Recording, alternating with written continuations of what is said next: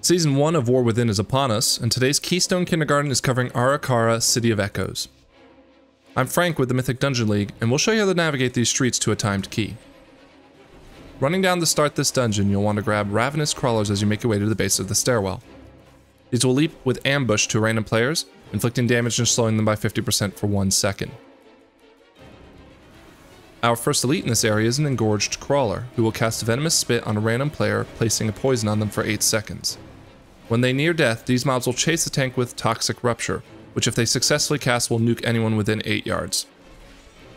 Grab a couple of jabbing flowers whenever you can to keep the area clear, but watch out for their bleeding jab that can stack on the tank if they successfully land a jab.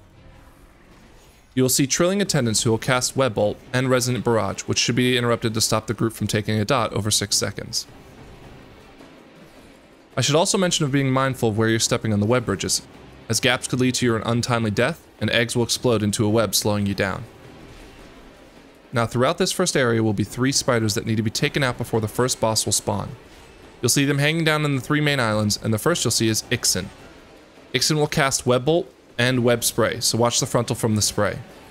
Your main focus should be to interrupt Horrifying Shrill, fearing the entire group.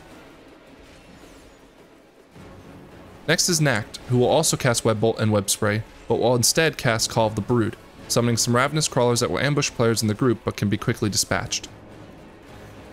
On the opposite island is a Tick, who will swap Web Bolt for Poison Bolt, but keep Web Spray. Their unique spell is Poison Cloud, an area of effect that will limit space in the room to avoid Web Spray with. Once all 3 spiders are dealt with, Avanoxx will arrive in the middle of the 3 islands. Tanks, be prepared for voracious bites, 3 consecutive smashes with the final one adding 100% damage taken debuff for 10 seconds. Avanoxx will cast Alerting Shrill, which will summon starved crawlers that are important to this fight. They will fixate on the non-tank players, getting a stacking buff called Hunger, which will increase their melee damage by 10% every 3 seconds they are alive. Do not let these melee you, but also don't let them get within melee range of the boss, as she will feast on them using Insatiable, increasing her damage by 50% for 12 seconds, and this can also stack. Letting her feast can cause huge problems in tandem with the voracious bites. Finally, Avanoxx will channel Gossamer Onslaught for 5 seconds, taking damage against the group but also slinging Vile Webbing that will slam anyone hit where it lands. Additionally, stepping in Vile Webbing will slow you down and apply a stacking debuff that if reaches 10 stacks will web wrap you, stunning you for 10 seconds. Healers should be able to dispel this though. With Avanoxx down, you can start entering the city by crossing the bridge to face some new mobs. The first you'll need to keep an eye out for at all times is Sentry Stag Shells, who will Alarm Shrill if their cast successfully goes off. This will summon a hulking Bloodguard and call over all allies within 50 yards. Mark these as a priority and lock them down until they're dispatched. Bloodworkers will charge random players in the group, just top these people off. These little guys will also play a more important role later in the dungeon. Bloodstained Assistants have an Extraction Strike, which will leech damage back when they strike the tank. It starts off fairly weak, but it stacks, so if this goes on for long, it could become a problem with big hits and big heals on the mob. Bloodstained Web Mages cast Web Bolt and Revolting Volley, which will hit, add a poison, and then put a heal absorb on the target, so prioritize kicking this. A large hulking Bloodguard will be in a few of the packs, so watch for their impale that will frontal spikes at random players. They will also cast a Massive Slam, causing a mini-stun and doing damage to the group. Damage should be prioritized on the Bloodguard because of Bulwark of the Weak and Intensity, the former reducing damage to other mobs by 50%, and the latter increasing the Bloodguard's damage, stacking every time it casts Massive Slam. You'll break through the web to enter an arena for boss number 2, Anub'zekt. Every so often, Anub'zekt will cast an infestation on someone that will hit them for moderate damage several times over 5 seconds. Once this debuff wears off, the infestation will form into a ceaseless swarm, just hovering around the arena trying to slow you and deal more damage, but it can stack if you're not paying attention. You'll also choose a player to burrow charge, charging through them and at the end of the path, erupt from the floor damaging everyone. This is followed immediately with an impale towards that person. This normally targets the tank and is a wider cone version of the frontal we've seen before in this dungeon, so sidestep this and tanks try to point this away from everyone. Throughout the fight, Web Mages will spawn, but they will now specialize in casting Web Wrap on players during the fight, possibly making a real mess of things with all the movement. This will also be hard to interrupt to bring into the fight when Anub'zekt hits 100 energy, where he will cast Eye of the Swarm, forcing everyone into close range.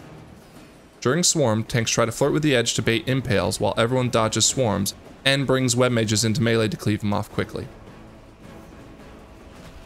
Pummel past Anub'zekt and you'll be met by a Blood Overseer at the door of the last area.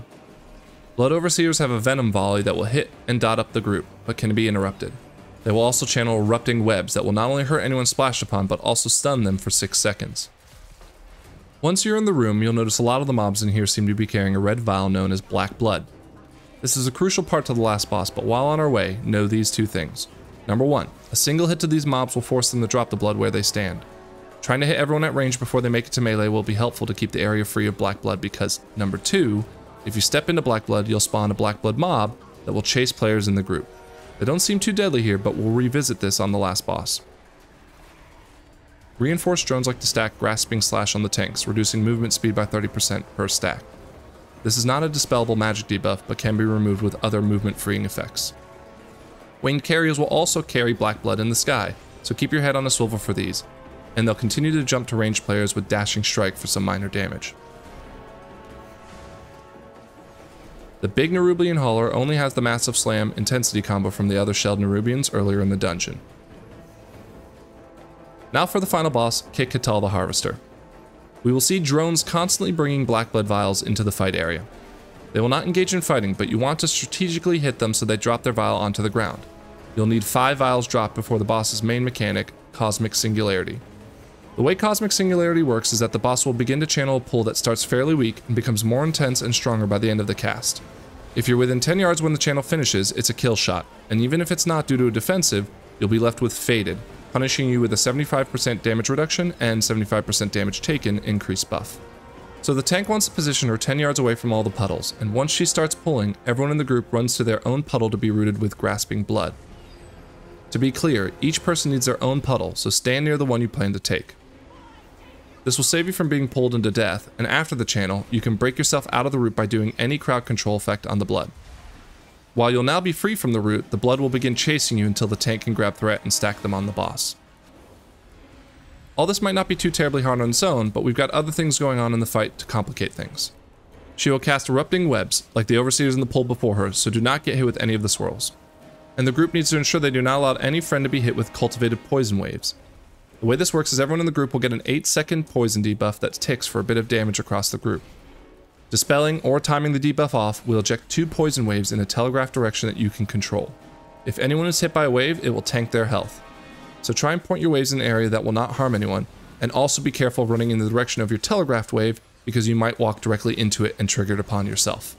Survive the Harvester quickly enough and you'll have timed your Ara-Kara key. I'm Frank with the Mythic Dungeon League, and we appreciate you watching our guide to the new Ara-Kara City of Echoes dungeon. Keep an eye out for other Keystone Kindergartens for Season 1 of War Within, and we'll see you in the next key.